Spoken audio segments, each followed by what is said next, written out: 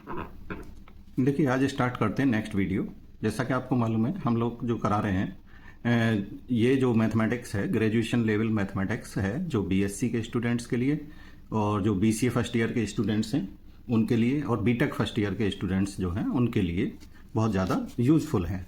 ठीक है, तो आज का पिछले टॉपिक में हमने कराया था रैंक ऑफ मैट्रिक्स। अगर किसी ने नहीं देखा हो तो लिंक जो है मैं इसमें डिस्क्रिप्शन में सेंड कर दूंगा, उससे आप उस लिंक पे जाके वो वीडियो देख सकते हैं। रैंक ऑफ मैट्रिक्स बताया था और उसके कई प्रॉब्लम सॉल्व करवाई थी और 3 प्रॉब्लम आपको सॉल्व करने के लिए भी दी थी। ठीक है, तो कुछ स्टूडेंट्स ने उनका आंसर निकाल के कमेंट भी किया था मुझे, कुछ ने सही निकाला था, 1-2 का गलत था। ठीक है, तो आज करते हैं क्रैमर्स रूल। तो क्रैमर्स रूल क्या होता है? ये बेसिकली सॉल्व करने के काम आता है लीनियर इक्वेशंस। जब हमें लीनियर इक्वेशंस दे रखी हो और उनकी वैल्यू निकालनी हो वेरिएबल्स की, तब हम क्रैमर्स रूल यूज़ करते हैं। लीनियर इक्वेशन किस तरह से?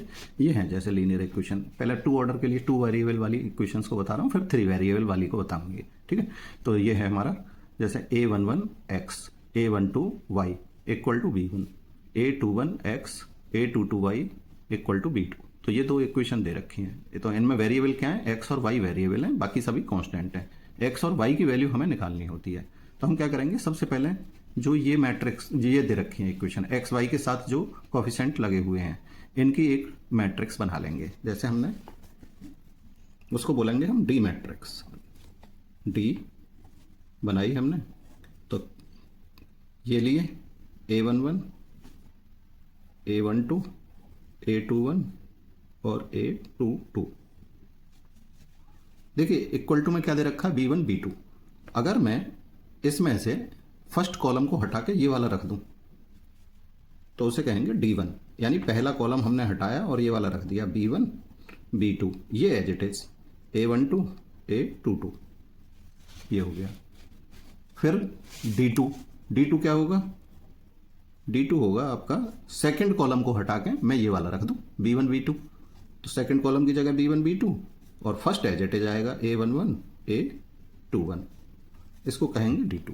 अब इन तीनों का डिटर्मिनेंट निकाल लेंगे, तो D मिल जाएगा हमको, D1 मिल जाएगा, D2 मिल जाएगा। फिर हम सॉल्व कैसे करते हैं? देखिए, ये तो मैंने यही बताया है कि सबसे पहले D निकाल लिया, डिटर्मिनेंट ये आ जाएगा, और D क्या होना चाहिए? Not equal to 0। फिर D1 निकाल लेंगे, D2 निकाल लेंगे। तो x इक्वल टू किसके होता है? D1 अपॉन D, और y equals to D2 upon D। ऐसे ही अगर 3 वेरिएबल का होगा तो एक z और बढ़ जाएगा, z और D3 बढ़ जाएगा, तो z equals to D3 upon D हो जाएगा। तो वो आगे बताएंगे अभी। जैसे ये क्वेश्चन है, ये कह रहा है सॉल्व बाय क्रैमर्स रूल। इसको क्रैमर रूल से सॉल्व करना है हमको। ठीक है, तो देखिए कैसे सॉल्व करेंगे क्रैमर्स रूल से।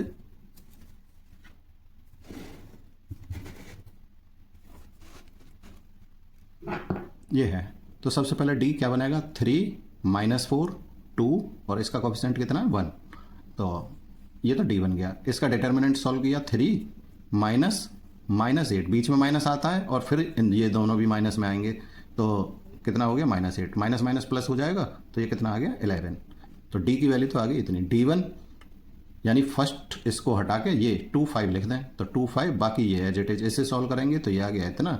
D2 सेकंड को हटा के यहाँ से D में से सेकंड को इसे हटा दें और 2 5 लिख दें इसकी जगह 2 5। फर्स्ट एज इट इज 3 2 3 2, इसे सॉल्व करेंगे तो ये 11 आ गया। तो x इक्वल टू क्या बताया था? D1 अपॉन D, तो ये आ जाएगा 2, y equals to D2 upon D, ये आ जाएगा 1। तो x y की वैल्यू हमें मिल गई।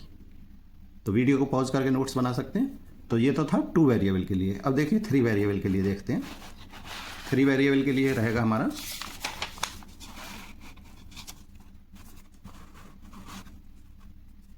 ये, देखिए जैसे ये है 3 वेरिएबल के लिए।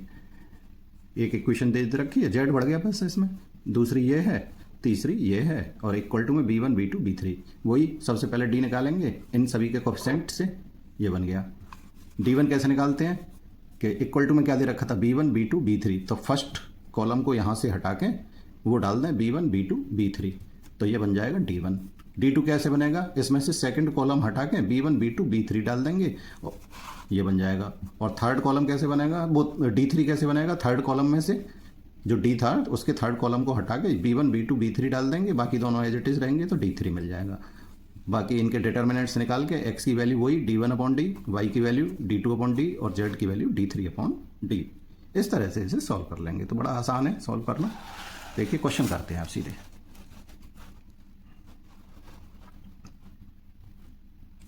तो ये क्वेश्चन दे रखा है हमें, इसे सॉल्व करना है बाई क्रेमर्स रूल। इसके कोएफिशिएंट 1 1 1, इसका कोएफिशिएंट 2 3 -2, इसका 5 1 2, तो ये बन गई डी। इसे सॉल्व करेंगे तो डिटर्मिनेंट आ गया -19। अब D1 इक्वल टू में दे रखा है 6 2 13, तो ये फर्स्ट कॉलम हटा के 6 2 13 डाल देंगे, बाकी दोनों एज इट इज, तो ये मिल जाएगा हमें D1। डिटर्मिनेंट निकालेंगे, ये आ जाएगा this.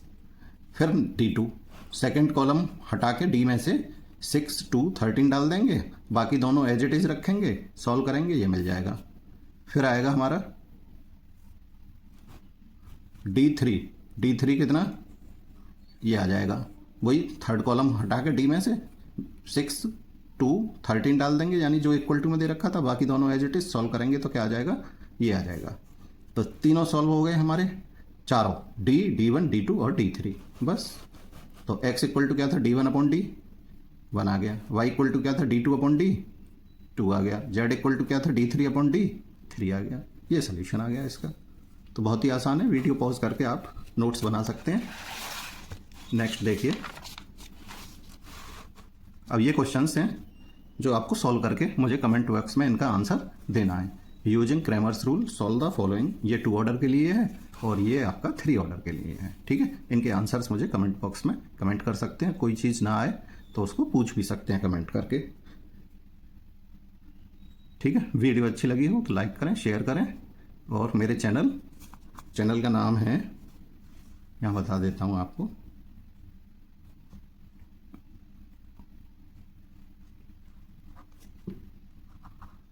टॉयलसम tutorials, TOILLSOME tutorials YSMC। खाली YSMC भी डालेंगे तो अभी वो निकल आएगा। ठीक है, ये नाम है। तो वीडियो पॉज कर करके आप जो है नोट्स बना सकते हैं, और जो भी आपकी क्वेरी हो उसको मेरे से कमेंट करके पूछ सकते हैं। Thank you.